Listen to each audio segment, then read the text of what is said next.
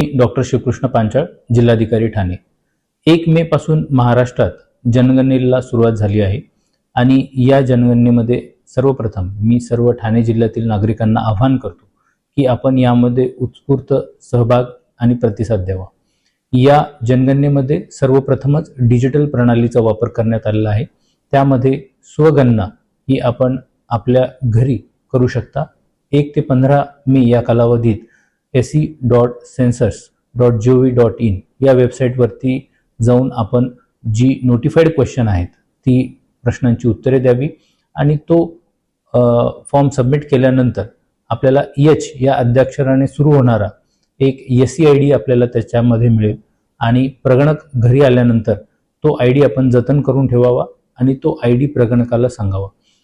प्रगणकाने तो ID टाकल्यानंतर आपली माहिती जी आहे ती व्हेरीफाय करून त्यामध्ये प्रगणक ती माहिती सबमिट करते। या टप्प्यानंतर पुढचा टप्पा जो असेल तो घरोघरी भेटी देऊन प्रगणक ती पुढची प्रक्रिया त्यामध्ये करतील।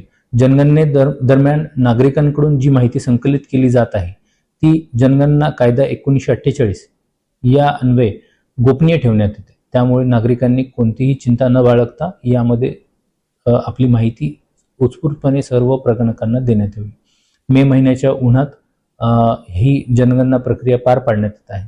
त्यामुळे प्रगणक आपल्या घरी आल्यानंतर त्यांना पिण्याचे पाणी आणि बसण्यासाठी हवेशीर जागा ही देण्यात यावी। अतिथी देवो भव या उक्तीप्रमाणे आपण त्यांना आदरातिथ्य द्यावं अशी मी आवाहन या प्रसंगी करतो। जय हिंद, जय महाराष्ट्र।